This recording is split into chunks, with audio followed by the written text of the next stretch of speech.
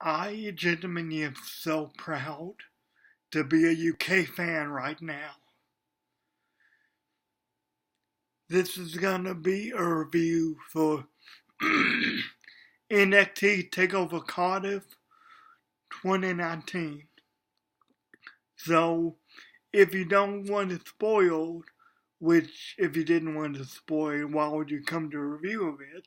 But if you don't want it spoiled, there's I'm going to get into the matches in a few minutes. But can I just say, this was an incredible showcase of the UK division, particularly the main event.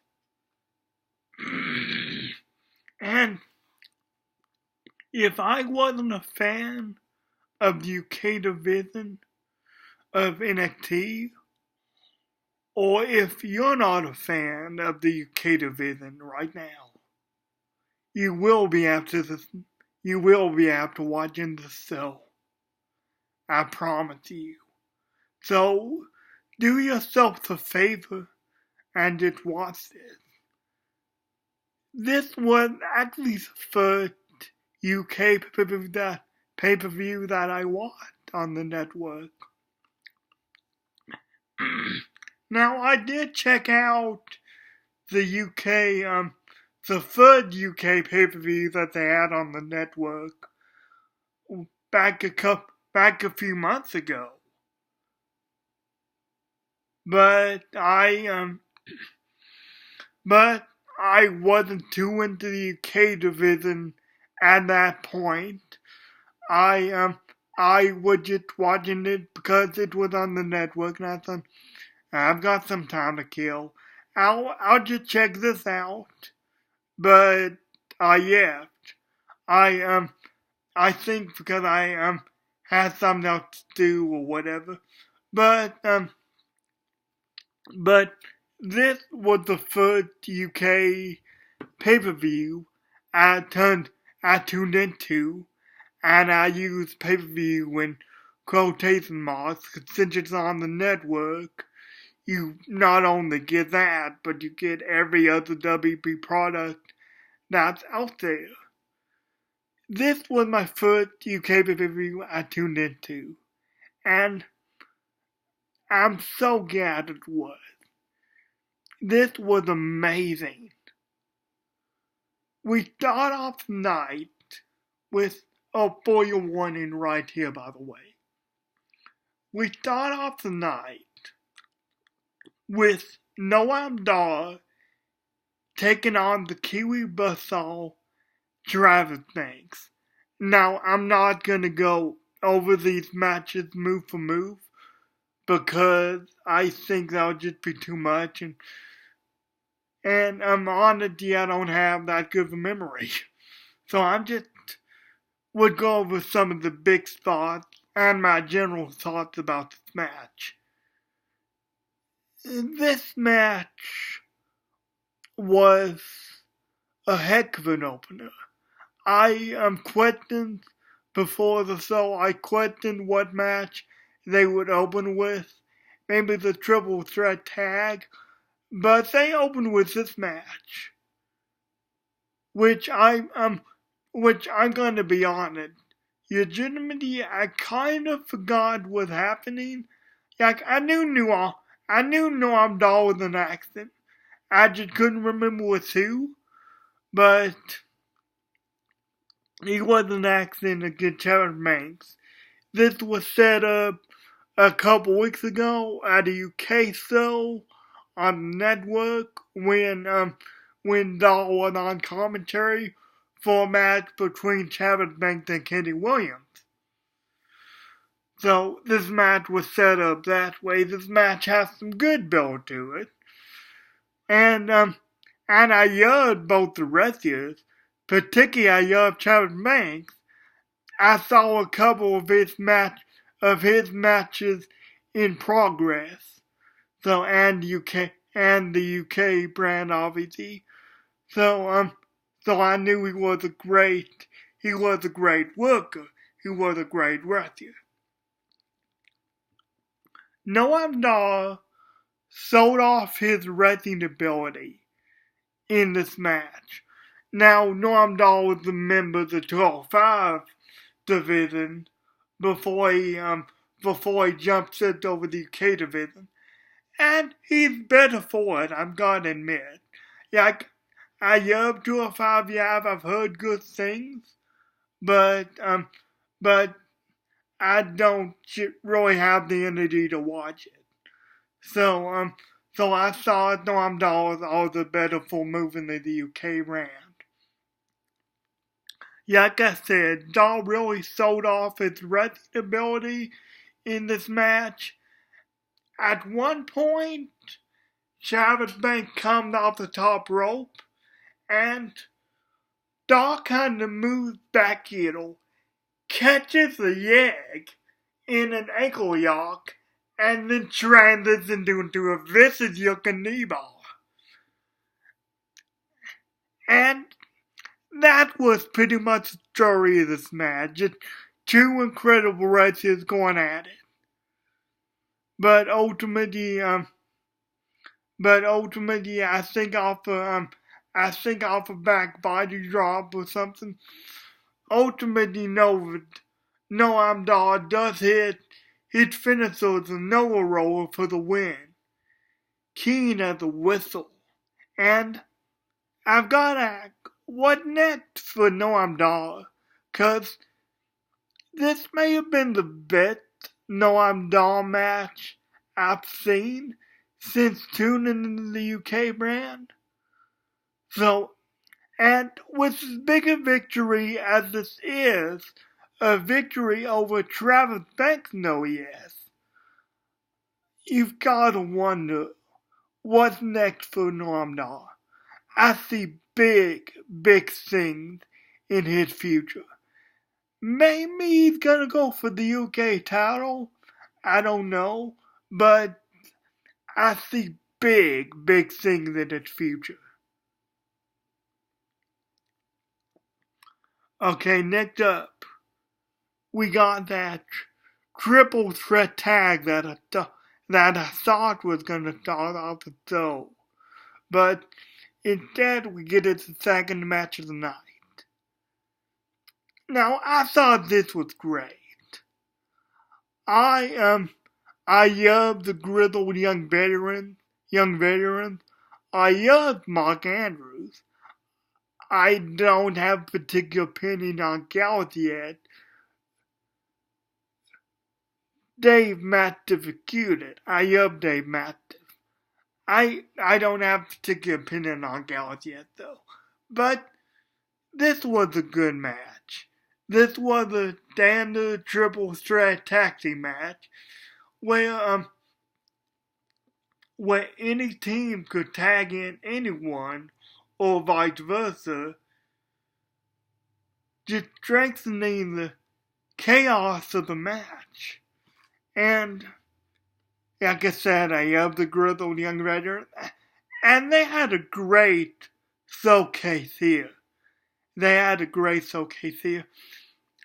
A little backstory on one of the teams. Mark Andrews and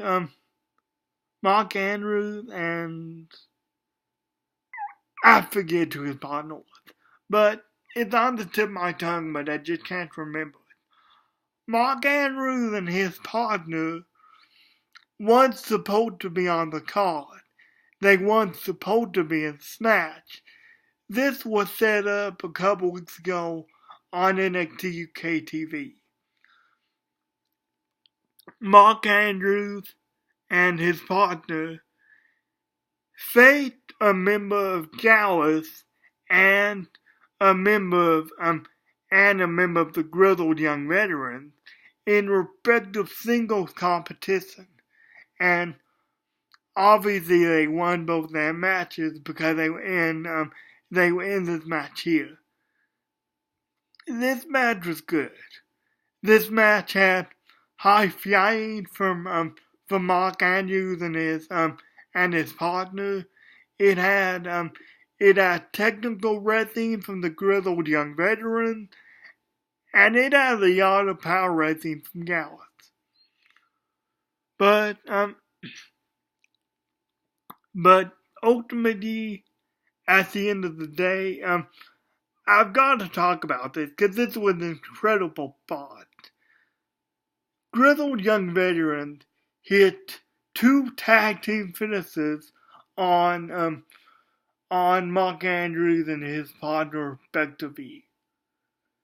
And after the second one of the Grizzled Young Veterans, sorry, I'm terrible with names, but one of the Grizzled Young Veterans got in position for the pin of Mark Andrews' partner. And he was just waving his partner to go take out Gallus, which had gotten up on the outside, so they couldn't interfere. So his partner took out Gallus, and that was enough. That was enough of a distraction for Mark Andrews to come off the top rope, break up the pinfall with the shooting star press, and gets the victory over the Grizzled Young Veterans. So Mark Andrews and his partner are tag team champions, are your new UK tag team champions. And the crowd just went nuts. Because it's worth mentioning that Mark Andrews and his partner were from Cardiff. So as you can imagine, the crowd just went nuts for their victory. They celebrated after the win. They celebrated with the crowd. They hugged each other in the ring. And I just thought it was really, really nice. That being said, I cannot wait for the eventual rematch between the Grizzled Young Veteran and Mark Andrews and his partner, who I still can't remember the name of. I apologize for that. Next up, we have probably the second most hard-hitting match of the night. We have Dave Mastiff versus Joe Coffey in a before that. Even it was before the tag team match. I completely forgot about this for some reason. Cesaro made his NXT UK debut. I don't know if it was so much of a debut, but he was just on the UK. He was just on the UK Cardiff show.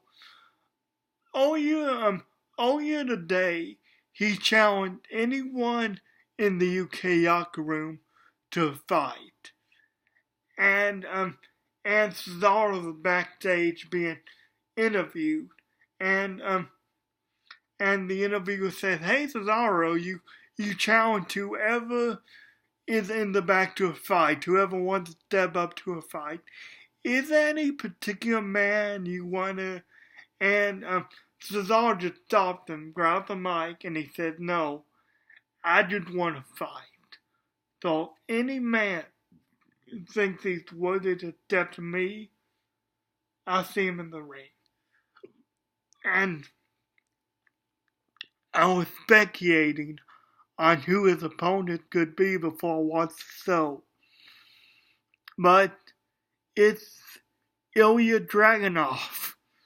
So Ilya Dragunov just steps up to Cesaro, gets right up in his face, and then goes out to the ring. And he cuts a promo beforehand on how he wants Cesaro, how he accepts Cesaro challenge and everything. And Cesaro comes out, and they have a real corking match. I will say, if I had one nitpick, I expect this match to be a little more back and forth than it was. It seemed that Cesaro took most of the offense, which part of me can understand, Because if they're building Cesaro on the UK brand, you want him to have a dominant victory. And this was a great performance by both men. I'm not taking anything away from them. I just figured this would be a more back and forth contest. But it just seemed like Cesaro took like 95% of the match. Maybe 85. But this was still a great match regardless. After Cesaro put them down with a beautiful uppercut neutralizer combo. So what happened is he hits the neutralizer when Dragunov is going for his uppercut out the corner, catches him, and then turns him into the neutralizer. I thought that was fantastic. When he does, he sort of feints, he comes back and in the ring and he sort of feints at the crowd that he's doing a heel turn. He sets up for Dragunov's own move to use it against him. But no, after Dragunov gets up, Cesaro does stall and just shakes his hand as a good sort of sportsmanship and everything. And I think that's good. Because as much as I'd love to heal Cesaro, maybe have him join Imperium or something like that, can you imagine what a parent that would be? I do yak Cesaro got more faith, and I think this man is just so talented that the crowd is gonna cheer him no matter what he is anyway. So I think it was just good to keep him faith for the time being at least. After the tag team match, next up we get Dave Mastiff versus Joe Coffey in a Yatman Danny match. And it was just a belter from bell to bell. I mean, beers to tables, into the voice to tables, steel chain whipping people. Just at one point, Dave Mastiff threw Joe Coffey into the turnbuckle so hard that the top turnbuckle comes off its hinges. And as you can imagine, that pretty much takes out the rest of the ring for the match. This was just such a hard-hitting match. But in the end, Joe Coffey eventually does win. They're both on the floor after they go through a table simultaneously. And it looks like they're both about to get up, but Joe Coffey. And I really love the spot. It was a Yoki spot that you don't see a lot of. When they're both getting up, Joe Coffey's already on his feet. Joe Coffey's a little more on his feet and on his equilibrium than Mastiff is. And Mastiff is using a crate to support himself, to get himself up. So Joe Coffey realizes this and just kicks the crate out from under him, and he falls to the ground for a 10 count. And the referee's already up at 9 to this point. So when Joe Coffey kicks the crate out from under him, it's over. Dave Mastiff just falls to the ground, it's over. I thought this was a great match. I thought it was a real hard-hitting match that you expected from these two. The build was good. The promo beforehand was good. I just thought this was a great match. Next up, we have a match. We have the women's match for the UK title, which I admit, I didn't see all of the women's match because I was otherwise occupied, but I kept it running Cause I thought I could be backing down to see the whole match, but I wasn't. But the part I did see really was great. Though this was a match between Kay Ray and defending UK champion Tony Storm. Before the match, Kay Ray had played mind games with Tony, bringing in the family, bringing in everyone, Ibla and everything, just playing a lot of mind games with Tony.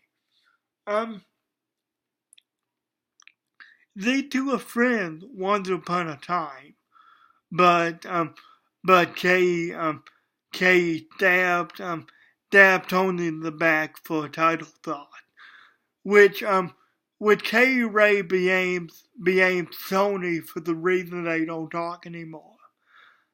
I don't know how much truth there is in that, but that is a great wrinkle to put in the story, which again you don't see too often.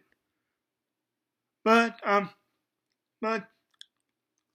the part of the match I just see, I came in right when Tony hits a Storm Zero on Kay Ray, and I was prepared for a 3 count. Well, I didn't have all my faculties with me yet. I was just watching. So Kay Ray kicked out of the Storm Zero, and then Kay Ray hit a kick on Tony Storm and hoisted up onto her back for the gory vessel, for the gory ball. But Tony kicked out. Then Kay Ray hits another kick on Tony. No, before that, Tony does a German from the middle rope, which I just thought was great. And tried to pin Kay Ray off the German, but Kay Ray kicks out, hits another kick, hoists Tony Storm onto her shoulders again, and hits the gory vessel on the top rope. She doesn't go for the cover off that though. She drags Kay Ray into the middle of the ring, hits another gory bomb in the middle of the ring. 1, 2, 3. Kay Ray is your new United Kingdom Women's Champion. And like I said, I didn't see all of the match, but what I did see was great. Kay Ray is gonna be, well, obviously he's gonna be a huge star because he's got the title. But I see big things in Kay Ray's future. Before this match, I wasn't that high on Kay Ray. I didn't know much about her, but Kay Ray has got a big future. I can say that for certain. I cannot wait for the eventual rematch between the two. I do not know what's going to happen. But now, we get to perhaps my favorite UK match I've ever seen. And that's saying something. Walter versus Pete Dunne versus Tyler Bate, Walter versus Tyler Bate for the UK Championship. Walter, some weeks ago, had powerbombed Tyler Bate, had thought he put Tyler Bate on the shelf, but Tyler Bate came back just for this match, just to try to teach Walter a lesson. Now, I've only seen a handful of Walter matches. I've seen him in Progress, I've seen him in OTT, I've seen him in the UK. so only a handful of ultra matches. But Walter quickly became one of my favorite ever superstars, one of my favorite ever wrestlers, rather. And this match is perfect indication of why. I saw the two men go at it for the OTT title at an over the top rope so I knew what the two men could do. I expected a great match. But I've got to admit, I did not expect a match like this. I did not expect a tremendous showing such as this. So first off, you get the tail of the tape for the match, and you get the match proper. As they come out, now it's worth mentioning before this match, I love Tyler Bate, but I've never, and I mean ever, seen Walter use a match. Every match he's been in has been great, but every match he's been in, he's eventually won. That I've seen indeed. So I up Tyler Bate. He's one of my favorites. I watched him in the UK Championship tournament. He was a breakout star there. I watched him go one-on-one with Walter for the OTT title actually. But Walter eventually won. So I knew Travis Banks would have a great match with Walter, but I didn't expect Tyler Bate to win. But boy howdy was I root for him toward the end of this match. I mean, I was really pulling for him toward the end of this match. And that's his way in progress so too. You're really not giving him much of a chance at the beginning, but by the end you're really pulling for him. And I tremendously pulled for Tyler Bate at the end of this match, toward the end of this match. Towards the outer half of the match rather. The Walter starts off with this power game against Bate. They start off with the York Up, which Walter uses power to easily dominate. It looks like Tyler Bate is gonna get the better of him in that exchange for a minute, but and towards the beginning of the match also, Tyler Bate goes for the X. Tyler Bate goes for the X of Walter. Doesn't take him down yet, but he just goes for the X as a big man. And I forget exactly how. Oh, this was an incredible part that gets us to. Eventually, Tyler Bate powers Walter up and slams him to the mat, and then takes him out of the ring with just a driving soda. So he takes him out of the ring there. Tyler Bate goes for a suicide dive or a pianto, one or the other. I think it was a suicide dive. Tyler Bate goes for a suicide dive out of the ring onto Walter. But Walter just catches him, just stops him in midair, holds him there, and just chops him, just with a massive chop. So, then after the chop, Walter hoists Bate up onto his shoulders as a powerbomb position and just powerbombs him into the apron again. I'm getting worked up, but I just yelled this match so much. So Walter powerbombs Bate onto the apron. Walter gets back in the ring. The trainer's talking with Bate. But Walter's back into the ring to take a count out. But and Wiley, he keeps Bate out of the ring. When Bate tried to go back in the ring, Walter just hits a big boot to keep him out.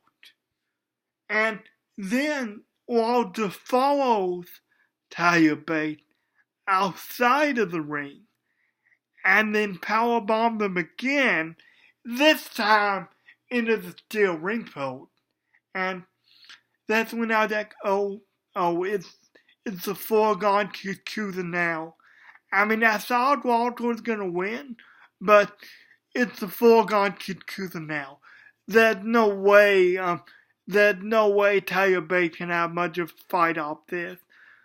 I don't think it's gonna get counted out, but there's no way Tyler Bate can have a yard yet after getting powerbombed into the apron and the steel post respectively. Tyler Bate gets up to a 7 count before he gets back in the ring. And from there on in, Walter just has his way with Bate for the first half of this match. I mean, he yawks in an arm dress submission. Yeah, like a football type maneuver. When he pulls Bates on back, but then drives his knee right between the shoulder blades of Tyler Bate. And obviously if you take out the shoulder and the back of a man, he's not gonna be very effective at using the power. This takes out the Tiger Driver 97, takes out this weekend Bate for Walter's powerbomb a little bit. Walter's hooks, just weakens Bate for everything. So Walter dominates the first half of this match, basically. But Tyler, to his credit, doesn't give up. And there's a point when Walter had Tyler Bate on the apron. After delivering the clubs to the chest, think Samus would do. After delivering the clubbing blow to the chest, he follows Bate outside the ring to deliver a powerbomb on the apron. So he tried to deliver a powerbomb on the apron, but Tyler flies out, and he eventually gets Walter and hits a T-bone suplex to the floor. Like, from the ring apron to the floor, he just throws Walter for a T-bone suplex. And I'm like, man, oh man, there's no telling how much I screamed for this match, how much I fought for the offense, how much I just screamed for this match. And though Tyler gets his offense in, he tried to chop Walter down, kill the iron, just kill the iron after kill the iron, but did not get Walter down. Until finally, after the fourth kill the iron, Walter catches them with the right hand, but Taya counters out of that, comes off the ropes, and hits a rolling cutter. I mean, he hits his rolling cartwheel. He hits his rolling cartwheel. He hits Walter. I don't know exactly what he called that, but you can probably visualize it in your head. So he hits that Walter.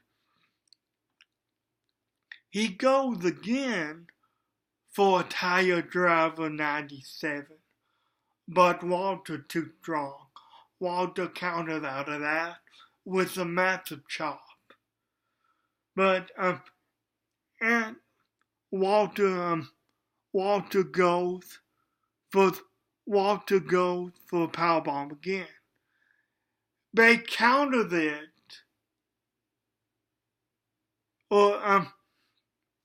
Walter goes for a chop again. They countered it with the victory roll off the shoulders of Walter. He countered it with the victory roll for Kyo's 2 count. Bates picking up his offense. Eventually, Bates goes to the top rope with the intention of hitting an uppercut off the top rope, but Walter catching them with a chop to the back. And Walter goes for the powerbomb again. But Bates countered out of that. That's some good chain wrestling here. He countered out of that. Finally hoiked Walter up for the Tire Driver 97. But Walter kicks out. Much like he did in Progress, Walter kicks out of the Tire Driver 97. And I'm in shock, the crowd is in shock. It's worth noting that I am fully behind Tire Bate now. I'm fully rooting for Tire Bate. Walter taking out every member of the British Strong Style in singles matches except Tire Bate, who it might be prudent to mention was the inaugural UK champion. He won that off of Pete Dunne in the UK Championship Finals. So maybe Tire Bate could do it again. Maybe Tire Bate could defeat this unstoppable killer, much like he did to Pete Dunne, to win the UK title, to win his second ever UK title. This match had the art of back and forth wrestling in it. This match has the hooks. Eventually has the hooks from Walter. Has Walter sleeper hold. If you don't know what the hooks are, that's just Walter's sleeper hold. But Bates refuses to give up. Bates powers Walter up to get out of the hooks. And Bates sets up, but Walter counters with the hooks again. Walter rises from the ashes, sets up with Bates, and counters with hooks again. But Bates still doesn't give up. Bates takes him outside of the ring. Bates able to take him outside of the ring, and just hit this phenomenal suicide dive. Hits one suicide dive, but one is like a plancha into a bias tap maneuver. But that's not enough to keep Walter down. Eventually, Walter does. Well, to set up this, cause Walter doesn't win with the powerbomb. Instead, Walter gets Bate up for the powerbomb, sits on him with all the weight, but Bate kicks out at 1. And I'm just nuclear for Talia Bate right here. I just said with my mouth open wide, I just said, Walter, your time is up. And eventually, Talia Bate get to the ropes. Talia Bate pulls himself up. Now, I was fully prepared for Walter to run in at Talia Bate and Talia to just pull the ropes out. But instead, Talia Bate is just so exhausted that he goes into Walter. Walter comes off the rope, hits a massive kill down. And I'm prepared for a 2 count. I go 1, 2, I'm prepared to say no. But I'm shocked beyond all belief when Walter gets 3 count off the kill down. But I love that. It's unpredictable. It shows how truly bent Talia Bate was. Yeah, off of this matchup, you could tell how heartbroken Talia Bate is. And you're heartbroken for him. 'Cause you know he gave it all in this match. But it wasn't enough to defeat the undefeatable ring general known as Walter. His brothers in British Strong Style run to embrace him in the ring. Run to embrace Talia Bate, that is. And you could just tell by the expression on Talia Bates' face that he is just so heartbroken. He's worn out, exhausted beyond all belief, but he is just so heartbroken that he gave it everything he had, but he still could not defeat Walter. So, the only question is, Walter defeated every member of British Strong Style. He defeated Pete Dunne. He ended his record-breaking UK title reign. He defeated Trent Seven, who tried to avenge his fallen brother Talia Bate. And then finally, he defeated Talia Bate in what might be the best match I have ever seen. The best WB match worth noting. In what might... No, not even the WB match. Not even the best WB match. What might have been the best match I have ever seen in Walter versus Talia Bate at UK TakeOver Cardiff for the championship. He defeated every member of British Strong Style.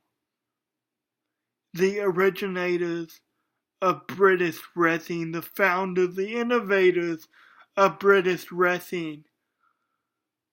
So the question is, who could defeat Walter?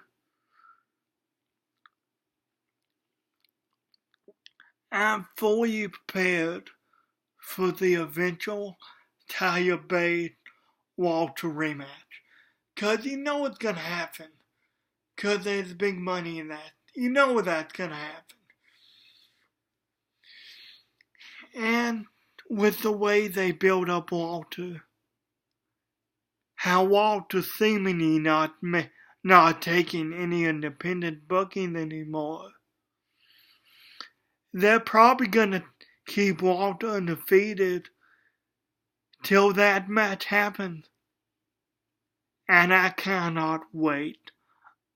I am probably gonna be more into Tyler Bate versus Walter the rematch than I've ever been with anything in the UK division.